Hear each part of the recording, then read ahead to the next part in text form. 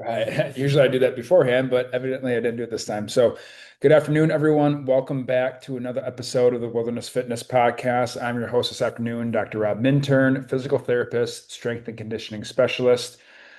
Hope you guys are having a great Thursday. My parents are getting in tonight, so I've been organizing and getting the apartment ready, getting the place ready for them to get here. So in between my brother getting here and my parents getting here, it's been a little bit crazy. But I hope you guys are having a fantastic Thursday, getting outside, enjoying this beautiful weather. If it's nice by you, hopefully you're not getting any storms or anything like that. But today we're going to be talking about 4 exercises to optimize your workouts. This was a follower and a listener submitted this question on my Hump Day Q&A, and every Wednesday I post a box for folks to ask questions. So this gentleman posted this a couple weeks ago, and I was going to hold off on the podcast, but I decided just to move it up. Looking at next month's posting topics, I just decided to move it up the chain and do it this week. So the top 4 exercises to include into your workout routines getting ready for the mountains. I'm going to split it up into 2 upper body and 2 lower body because that's how the question was posed.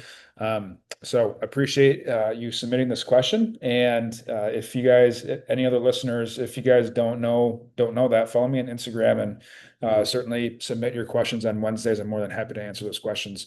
So Um, as far as these exercises go, so they're important for getting ready for the mountains, but they do apply to every single person. It's not like if you're listening to this and you're at home and you're like, I don't really hunt the mountains, these are going to be super important for you to include as well. It's exercise is exercise. There's some nuances that you can create within the exercises and within the movements to bias them towards one specialty or another. So first, we're going to talk about upper body. So the 2 movements that I think should be included in everybody's workout routine is going to be a chest dip and a pull-up. Okay. Um, with the dips, so I'll give the whys. With the dips, they are excellent at getting the shoulders to work into extension. So as we get older, we do less and less behind us, right? When we're kids, we play on the ground. We do the like crab walks on the ground. Put our hands behind us. We're doing bridging where our hands are behind us and we arch our backs up in the air. We do all this crazy stuff when we're kids, but as we become adults, we stop doing that stuff and we lose a lot of mobility. One of the specific spots that we lose mobility is the ability to reach our arms behind us and being strong in that position. So that is why I like the dip because it gets the shoulder strong in that position behind us. It's something that we rarely do in everyday life. So I think it's important to incorporate into the gym. Okay. Uh, Another reason why I like the dip, it's very scalable. So you've got bench dips. You can bend your knees, like if your hands are on a bench or on a couch. If you're doing this at home, your hands are up on the couch. You can have your legs out straight, or you can bend your knees, depending on if you're dealing with any sort of shoulder issues or anything like that. Some pain, you can modify the movements very easily simply by bending your knees and creating a less or shorter lever arm with your legs. If that's too easy, you can straighten your legs out, and that's a little more challenging. Um, you can then go to a dip machine or a pull-up assist machine, dip machine, and use weights to either assist you, or you can strap weights onto you to make dips harder, right? So it's super scalable in that regard as well. One thing to be mindful of is that, you're hearing this on a podcast, and if you've never done dips before, you might want to start implementing these. It's good to implement, but maybe once a week, and then program them into and out of your workout routines. You don't want to do them all the time. You have to give the muscles, the joints, the ligaments, the tendons a break from doing this stuff all the time. Too much of a good thing can be bad. So it's good to implement, bring them in every once in a while, and then get them out, bring them in every once in a while and get them back out. Okay. The other super important upper body exercise that I think should be in every single person's program, and you should be doing pull-ups every week, honestly, would be the pull-up. Sorry, I just exposed that. But it would be the pull-up. My why for that, there's a ton of them. So I'm just going to read down the list. It's excellent for grip strength. It's excellent for spine decompression. Someone dealing with dealing with low back issues, I'll have them just grab onto a pull-up bar and just hang from that, right? And teaching them to relax their belly, relax their shoulders, relax their spine, the spinal muscles to allow that spine to decompress a little bit. Sometimes people's backs pop, and that's totally okay. It just means that you're getting segments to move a little bit better. But I think it's super important or super valuable and with someone with low back pain to be able to do a pull up and to be able to just hang from a bar. Okay. Another thing pull-ups are excellent for is the mid-spine mobility. So as you pull up and as you let go, the spine between your shoulder blades should be extending backward and flexing forward a little bit. Not a ton, but enough to make a difference. As we get older, we stop doing things overhead, so that part of our spine starts to move less and less. So that maintaining that overhead shoulder mobility, which is another reason why I like to pull up. It's great for that overhead shoulder mobility, and it's great for that mid spine mobility to maintain that as we get older into older adulthood. The last and certainly not least is the just pure back strength, right? And that's why everybody thinks of the pull up is back strength, but um, I wanted to list the other reasons first because a lot of those people don't really think about, and clearly, back strength is the reason why people program pull-ups into their workout routine. Now, if you can't do a pull-up, you're listening to this, you're like, I can't even do a pull-up, so I'm not even going to try it. Wrong. Okay. So you should like pull-ups are very scalable, just like dips are. Exercise in general is very scalable. You should be working with someone if exercise is tough for you or you're new to it, you should be working with someone to scale these things to you so that way you don't develop injuries. So the pull-up is very scalable. You can do leg assisted pull-ups, so you can get um, a box enough to where when you stand on the box, your chin is at about the height of the bar, right? So when you go down, it's like you're squatting down, and then you're going to use your legs to help pull you up or push you up and push your chin over the bar. The reason I like the leg assisted pull-ups, I used to use band assisted pull-ups, but then I started thinking about it and I saw a few other PTs on Instagram talking about it. When the band is most stretched out, that is when the band is giving you the most assistance.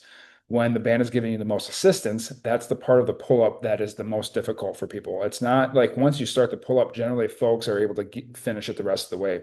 Um, the initiation of the pull-up is the most difficult, which is also happens to be also when the band is the most stretched out, which is also when the band is giving you the most assistance. So that's why I like the leg assisted pull-up because you can gauge how much your legs are helping you throughout the pull-up based off of your strength ability. So you might need a little more help in the bottom of the pull-up, but again, it's not going to be the easiest part of the pull-up at that point, right? So you can start with leg assisted pull-ups with that box underneath you, a bench, whatever you have at home. Just it's tall enough to get your chin above the bar when you're standing on it.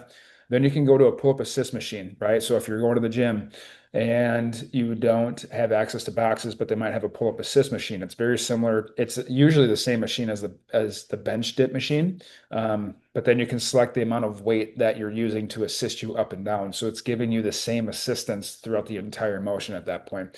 And that's a great thing to document for both the dips and the pull-ups is how much weight you're actually having to use for certain rep schemes.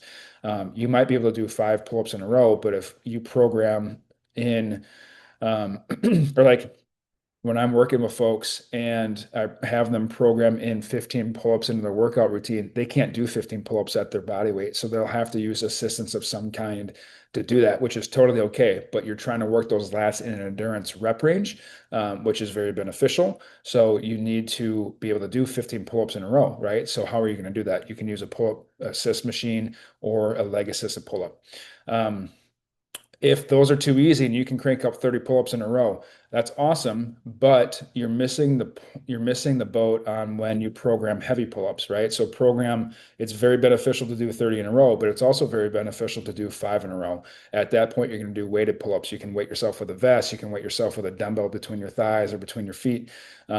Just add weight to yourself to where you're fatigued at 5 reps. It's beneficial to both do lightweight, heavy rep or lightweight, a lot of reps and a lot of weight with fewer reps, especially for the pull-up. Okay. Another thing to be mindful of, I've worked with a guy, this was out in Maine. I worked with a guy once. He gave himself lat tendonitis because he was getting back into fitness. He was a Green Beret and Army Green Beret, and he gave himself lat tendonitis because he started getting back into the fitness routine. He had come back from deployment and was working out and doing all that. Every time he walked under a doorway, he would do a pull up. So he gave himself lat tendonitis. So treat the pull up like if you could do one and that's it. Don't do pull-ups all day long, right? Program it into your workout routine so that way you're just doing pull-ups during your workout routine and then have that be it. Okay. You don't want to give yourself tendonitis by doing something over and over and over again just because you can only do one of them. All right. Enough of the upper body stuff, the lower body exercises that I really enjoy and have in a lot of I think a lot of folks should have in their programs. One is the deadlift, and then two are step downs. Let's talk about the deadlift first. So the deadlift, it works the entire back half of the body simply based off of where the weight is at and the type of motion that you're doing. It is working the entire back half of the body. So folks with neck pain, I'll have them do deadlifts. Folks with plantar fasciitis, I'll have them do deadlift. Folks with back pain, they're doing deadlifts. Hamstring strains, they're doing deadlifts. It's working the entire back half of the body. So it's super good for that. That's my biggest why. Another reason why is the variations. So you have traditional deadlifts and you have sumo deadlifts. You have Romanian deadlifts, right? Those are the three main deadlifts that I coach in the program. So it's good to have a variety with those because the different stances and the different movement styles are going to bias the muscles and work the muscles in a different fashion, which is important for variety. And then another variation of the Romania deadlift is going to be a good morning. Some folks do good mornings. If you've never heard of good morning, you're not really missing the boat on anything. Simply a good morning is a Romanian deadlift, but you put the bar across your back. It changes the torque on the low back in a very significant way. And so most folks don't do them properly. Most folks don't do them well. And I've worked with a few folks that have done them because that's simply what the program said, like that they bought a program and that's simply what the program said to do. So then they did them and now their back is tweaked. So good mornings are not bad. They just change the torque and the demand on the low back.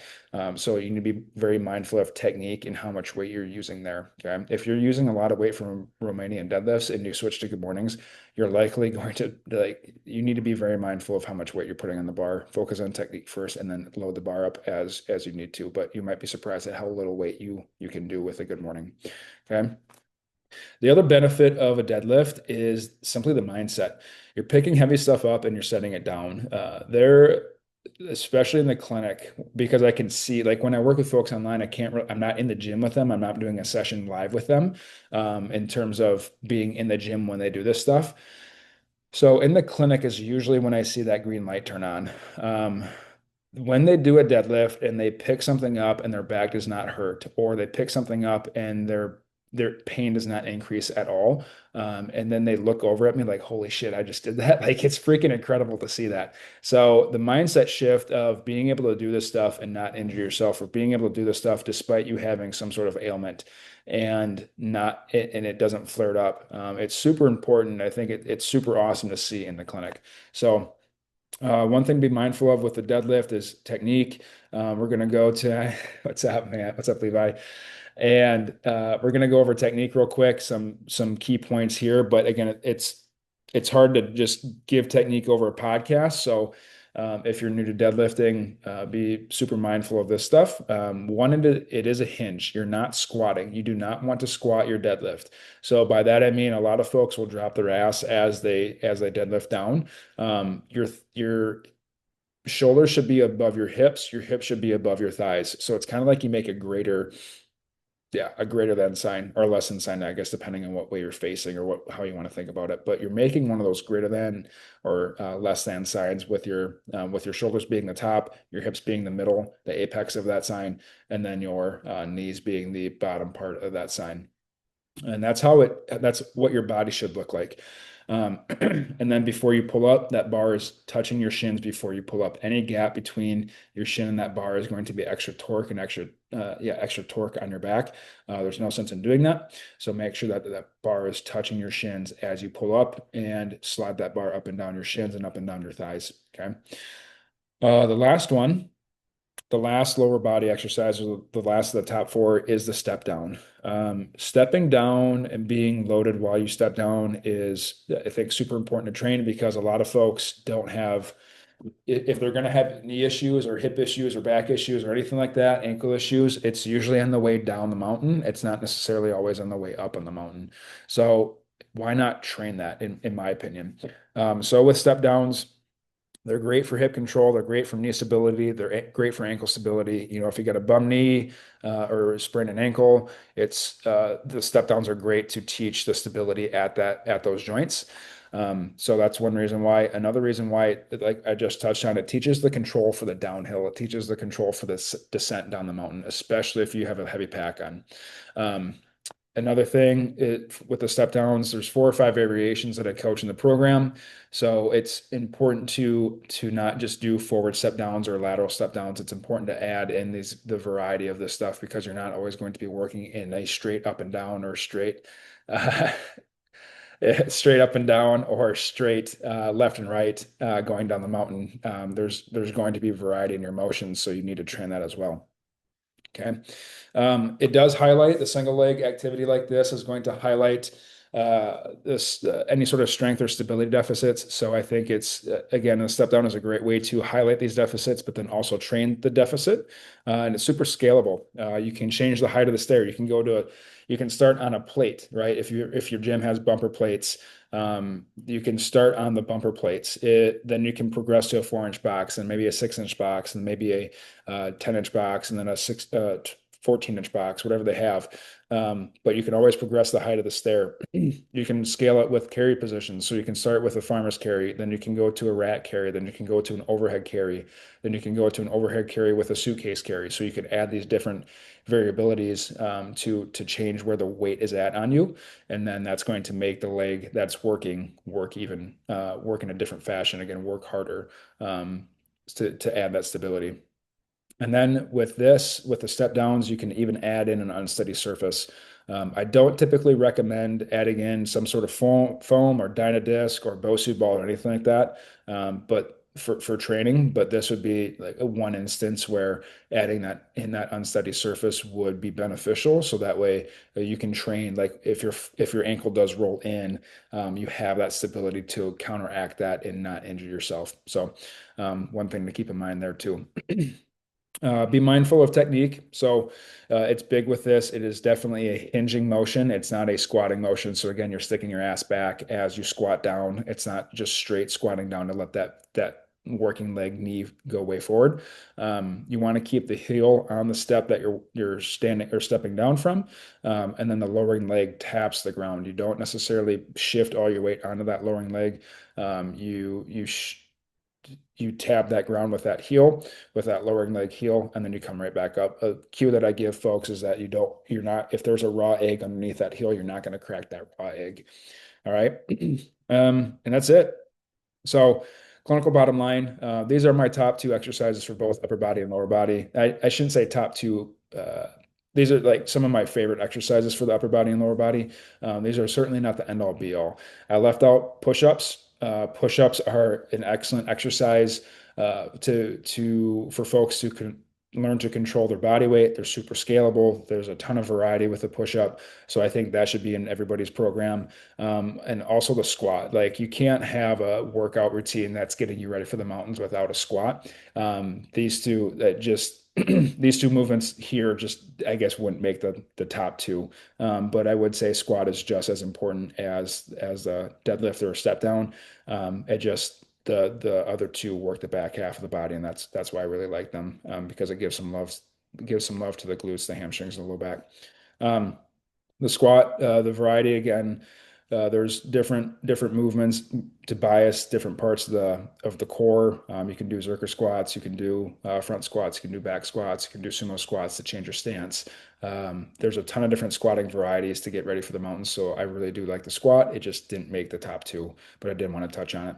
A solid workout routine incorporates two things. It incorporates a variety of movements and it incorporates a change in the rep ranges and the rep schemes. You don't have to do that every week, but you do need to have variety in these movements. You can't do the same movement every single time in the same workout routine every single time and expect good results. Might see performance enhancement, but there's likely a chance that you're going to run into some sort of overuse injury because you're doing the same thing every single time. So, all right, guys, hope you guys have an awesome Thursday.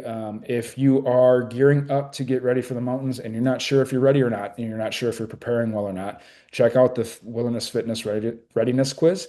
It's available on my Instagram bio. I will put a link in the show notes if you're listening to this on a podcast platform to where it's simple for you to check out. So check out that readiness quiz, see if your recovery, your training, and your movement styles are getting you ready for the mountains. And we will catch you guys next week. Peace.